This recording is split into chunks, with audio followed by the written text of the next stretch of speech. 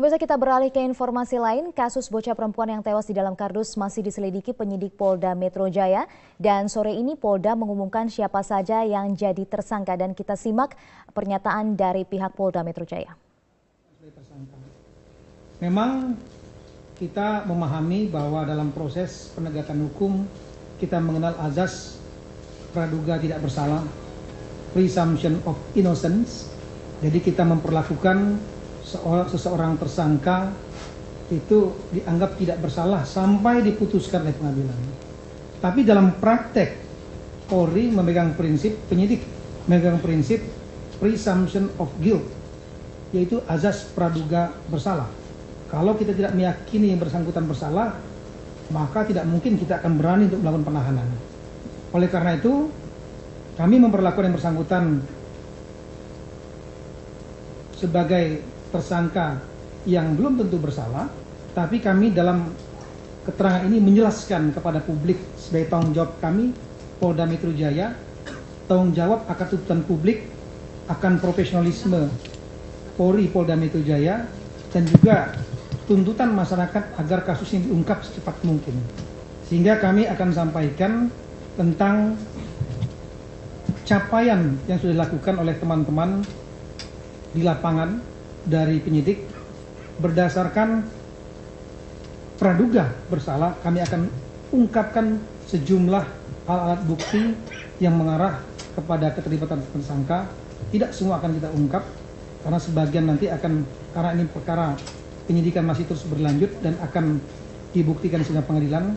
Tapi setidaknya dengan langkah-langkah ini kami ingin menjelaskan kepada publik kenapa satu orang ditetapkan sebagai tersangka dan apa landasan kemudian polisi Polda Metro Jaya menetapkan yang bersangkutan sebagai tersangka, sehingga ini dapat menjawab, tidak ini dapat bisa menjawab pertanyaan-pertanyaan publik. Selanjutnya saya minta kepada Pak Krisnamurti untuk menjelaskan langkah-langkah yang dilakukan, temuan-temuan, termasuk beberapa alat bukti yang mengarah kepada keterlibatan atau penetapan keterlibatan tersangka. Silakan.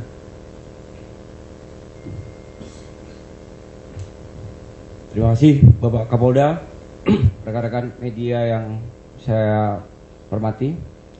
Assalamualaikum warahmatullahi wabarakatuh. Selamat siang dan salam sejahtera. Tolong dibuka slide pertama.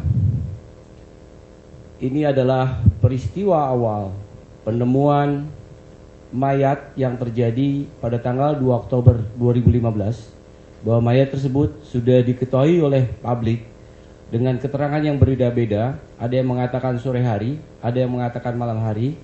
Namun kami mendapatkan informasi khususnya dari Polsek Kalideres pada sekitar pukul 22.00 dan terakhir kami dapatkan keterangan dari terduga pelaku bahwa yang bersangkutan membuang mayat itu adalah setelah sholat maghrib sebelum azan isya. Jadi mayat itu kira-kira sudah berada di sana sekitar 2 jam baru kemudian dilaporkan kepada kepolisian. Dari lokasi penemuan mayat tersebut ada petunjuk yang sangat penting. Yang pertama adalah petunjuk box pertama yang berisi jenazah korban, dan petunjuk kedua yaitu box teh gelas yang berada sekitar 10 meter dari lokasi, berisi barang-barang milik korban yang lupa dibuang oleh terduga pelaku. Alhamdulillah, berkat olah TKP yang baik dilakukan oleh jajaran Polda Metro Jaya, baik dari Polsek Kalideres, Polres Jakarta Barat, dan Polda Metro Jaya, barang-barang atau petunjuk-petunjuk yang didapatkan di TKP tersebut kemudian menjadi arah kita melakukan penyelidikan. Di sisi lain, pada keesokan harinya sekitar pukul 9 pagi, orang tua korban datang ke Polsek Kalideres menanyakan putrinya, yaitu saudari Putri Nurfaiza, telah hilang sejak hari Jumat, dan ketika ditunjukkan foto jenazah, orang tua kemudian mengkonfirmasi itu adalah korban. Tolong buka slide berikutnya. Dan inilah profil dari korban. Putri Nurfaiziah, 9 tahun, hilang sejak Jumat 2 Oktober 2015 sekitar pukul 9 pagi sepulang dari sekolah. Kemudian Polsek mengabari telah menemukan sosok mayat, ditunjukkan dan terkonfirmasi antara box yang berisi mayat dan itu adalah berisi jenazah atas nama korban. Lanjut. Ini adalah TKP penemuan mayat, yaitu di gang dekat jalan tol, jalan layang yang menyeberang antara Kamal dengan Kalideres, dan posisinya sangat gelap pada waktu pembuangan. Dulu belum ada lampu, sekarang sudah dipasang lampu oleh warga sekitar tersebut. Dan ini adalah slide berikutnya adalah slide besar zoom antara TKP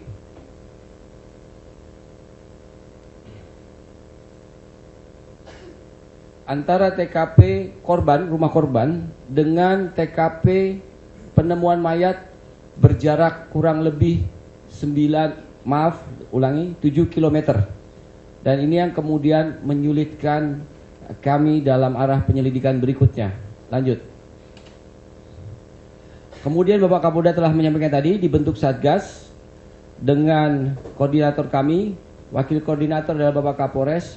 Koordinator kedua adalah Bapak Kapolres Jakarta Barat, kemudian wakil koordinator Wadir Treskrimum, dan Kasatgas adalah KBP Heri Heriawan yang kemudian terjun langsung dalam melaksanakan penyelidikan dan penyidikan. Lanjut. Dan ini adalah beberapa anggota, termasuk dibentuk beberapa polwan yang kemudian sangat efektif dalam melaksanakan penyelidikan karena informasi yang didapat kebanyakan dari saksi-saksi perempuan dan anak-anak. Lanjut. Ini adalah timeline Satgas sejak pertama ditemukan, kemudian kami melakukan olah TKP berulang-ulang, bahkan sampai hari ini kami sudah hitung 10 kali kami melakukan olah TKP sejak mulai Sabtu, Minggu, sampai tadi malam olah TKP terakhir. Dan yang terpenting dari timeline ini, kami mendapatkan hasil otopsi antara lain yang pertama, perkiraan korban meninggal 8-12 jam dari otopsi dilakukan. Kemudian ada kekerasan benda tumpul pada leher dan mulut korban. Kemudian ada cairan sperma di vagina atau kemaluan korban. Kemudian ada kerusakan pada anus korban. Dan ada anus sudah tidak bisa diambil. Sperma di dalam vagina juga sebagian sudah tidak bisa diambil, dan ada bekas-bekas luka jeratan di leher korban. Karena itu nanti mengkonfirmasi peristiwa pembunuhannya. Pada saat itu kami belum mendapatkan gambaran tentang sebab kematian korban, karena itu adalah visum sampai kami mendapatkan izin dari orang tua untuk dilakukan otopsi. Otopsi telah dilakukan oleh Rumah Sakit Polri dan hari ini sudah keluar hasil otopsi yang menjelaskan tentang sebab-sebab kematian korban dan luka-lukanya. Dan ini menjadi alat bukti keterangan ahli yang sangat signifikan. Dari hasil otopsi ini, maka ada yang signifikan yang terutama tentang rusaknya vagina korban. Karena ini nanti yang mengarahkan penyelidikan kepolisian. Apabila vagina korban itu rusak oleh benda tumpul selain akibat penetrasi, maka arah penyelidikan menjurus kepada motif pembunuhan karena motif-motif lain selain motif seksual. Namun apabila kerusakan itu akibat luka benda tumpul penetrasi, bisa dipastikan pelaku mengalami atau memiliki kelainan psikoseksual. Dan dari hasil otopsi itu, maka kami mendapatkan kesimpulan awal korban telah dipenetrasi oleh pelaku. Maka penyelidikan kita mengerucut kepada dugaan pelaku adalah orang yang mengalami gangguan psikoseksual. Lanjut. Dari upaya yang didapat tersebut, maka Satgas mengarahkan penyelidikan melalui metode spiral untuk mencari orang-orang yang berpotensi menjadi saksi, yang berpotensi menjadi tersangka. Kemudian dilakukan beberapa kegiatan baik yang bersifat human intelligence, techno intelligence maupun forensic intelligence untuk memperdalam siapa kira-kira. Dari hasil human intelligence ada sedikit penyelidik mendapatkan kesulitan, tersesat karena beberapa keterangan yang didapat. Ya pemirsa, itu adalah konferensi pers yang digelar oleh Polda Metro Jaya ini terkait kasus pembunuhan yang merenggut nyawa dari PNF. Nah, terkait sosok A yang kerap mengasingkan diri dari warga di kawasan Rawa Lele Kalideres, Jakarta Barat disebut mengetuai sebuah kelompok bernama Bol Tachos. Kelompok ini menampung banyak anak kecil dan anak-anak inilah yang menjadi sasaran kekerasan seksual.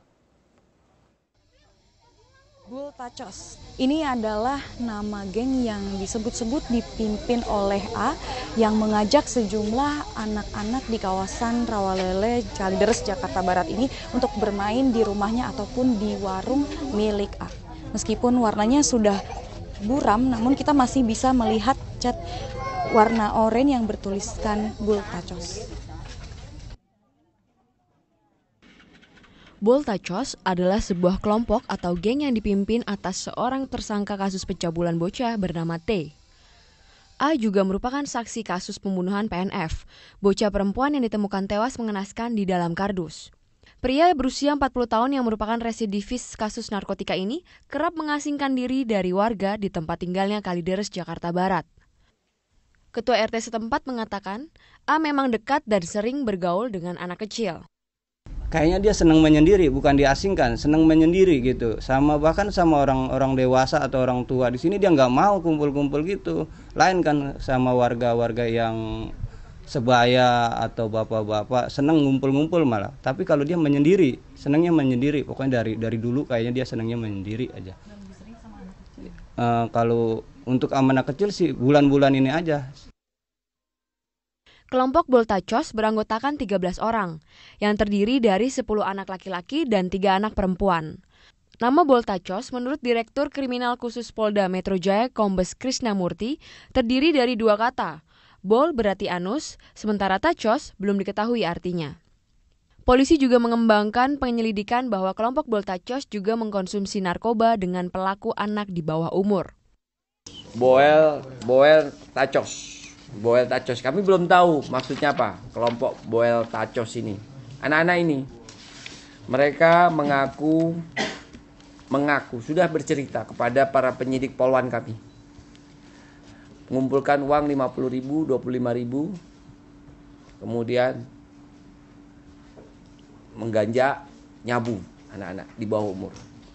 Dan saudara T salah satu yang pernah berkumpul itu 3 kali pernah dikunci di kamar itu dan 3 kali dicabuli. Sebagian warga mengakui pernah mendengar tentang perkumpulan Agus dan rekan-rekannya yang kerap mengajak anak-anak. Kawasan perumahan A memang terdapat banyak bocah yang gemar bermain di sekitarnya. Di lokasi ini kini tak hanya menyimpan memori sebuah geng, tapi di rumah bedeng milik A kini menjadi titik cerah pengungkapan kasus pembunuhan PNF, seorang anak perempuan yang ditemukan tewas di dalam kardus. Dan tentunya kasus ini menutup sepak terjang geng yang dipimpin oleh A, Bol Tachos. Dari Kalideres, Jakarta Barat, Trianisha Azizul Hakim, Metro TV.